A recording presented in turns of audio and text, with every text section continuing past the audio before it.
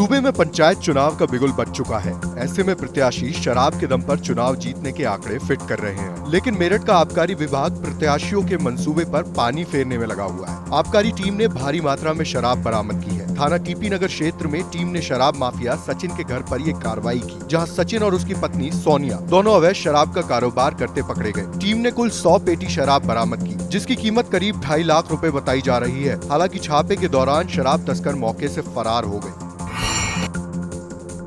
बरेली के सामुदायिक स्वास्थ्य केंद्र भमोरा में अस्पताल प्रशासन की घोर लापरवाही का मामला सामने आया, जहां एक नवजात बच्चे के शव को कुत्ते नोचकर खा गए और अस्पताल का स्टाफ चैन की नींद सोता रहा।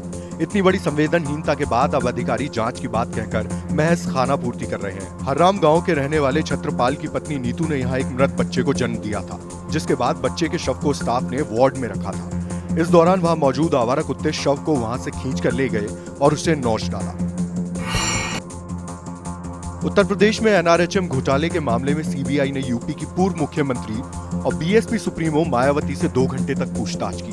सूत्रों के मुताबिक डीआईजी समेत 8 सदस्यों की टीम ने मायावती से 28 सितंबर को पूछताछ की थी। सीबीआई ने इससे पहले दावा किया था कि एनआरएचएम घोटाले में उसे नए सबूत मिले हैं। इस मामले में सीबीआई अभी तक 74 एफआईआर दर्ज कर चुकी है, जबकि आरोपियों के खिलाफ 48 चार्जशीट भी दाखिल हो चुकी है। यमुनानगर के कस्बा छछरौली के पीएचसी में डॉक्टर्स की लापरवाही की वजह से प्रसव के दौरान नवजात की मौत हो गई। बच्चे की मौत के बाद परिवार वालों ने जमकर हंगामा किया। फजीयत से बचने के लिए डॉक्टर्स ने बच्चे की मां को भी दूसरे अस्पताल में रेफर कर दिया। परिवार वालों का आरोप है कि नर्स ने 4th क्लास कर्मचारी के सहयोग से महिला की डिलीवरी करवाई थी, जो बच्चे की मौत की वजह बनी।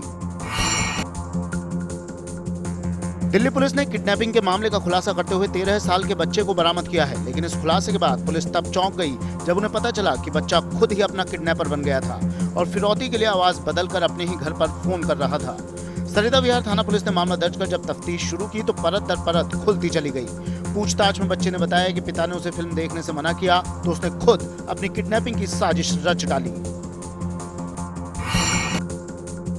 बांदा के बदौसा थाना कस्बे के रेलवे कॉलोनी में संदिग्ध परिस्थितियों में एक विवाहिता पुनीता की आग से जलकर मौत हो गई। विवाहिता के परिवार वालों ने ससुराल पक्ष पर दहेज के लिए हत्या करने का आरोप लगाया है। मृतका के परिवार वालों ने आरोप लगाया कि शादी के बाद से ही पति राकेश और ससुराल के लोग दहेज के लिए पुनीता को प्रताड़ित करते थे और आए दिन उससे मारपीट करते थे। वे मृतका के पति की माने तो पुनीता बीमार थी और गर्भ से थी। वो गर्भपात करवाना चाहती थी, लेकिन मना करने पर उसने खुद को आग लगा ली। फर्रुखाबाद के पुराना कोट पारचा इलाके में मनचले श्याम ने मासूम के साथ छेड़छाड़ की। घटना उस वक्त हुई जब मासूम स्कूल से वापस आ रही थी। बच्ची के शोर मचाने पर इकट्ठा हुए लोगों ने कानून हाथ में लेते हुए मनचले को जमकर पीटा और उसे अधमरा कर दिया और सिर के बाल भी काट दिए। फिलहाल घायल शोधे को पुलिस ने गंभीर हालत में अस्पताल में भर्ती करवाया है।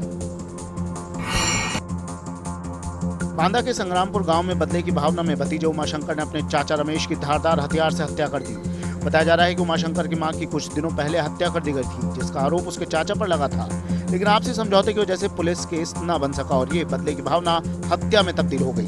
फिलहाल घटना के बाद से आरोपी भतीजा फरार है, जिसकी तलाश की जा रही है। यूपी के बरेली में एक बेरहम पिता ने अपनी 5 साल की बेटी को जमीन पर पटक पटक कर मौत के घाट उतार दिया। वारदात भोजपुरी थाना इलाके के मेमोरा गांव की है। मुफलिसी के दौर से गुजर रहे ग्रामीण जाफर हुसैन से 5 साल की बेटी फहीम बानो भूख से तड़प रही थी और पिता से बार बार खाना मांग रही थी। इसी बीच बच्ची का दुपट्टा सिर से हट गया तो जाफर के सिर पर ऐसी सनक सवार हुई कि मासूम की हत्या कर दी। बुंदेलखंड के मदारन देवी तिराहे पर 4 बदमाशों ने पुरानी रंजिश के तहत जगनंदन और शिवकली पर हमला कर दिया। जगनंदन अपनी मां शिवकली का इलाज कराकर वापस आ रहे थे, तभी उन पर जानलेवा हमला कर दिया गया, जिससे दोनों घायल हो गए। लेकिन जगनंदन की हालत गंभीर होने की वजह से उसे झांसी रेफर कर दिया गया है और पुलिस फरार आरोपियों की तलाश कर रही है।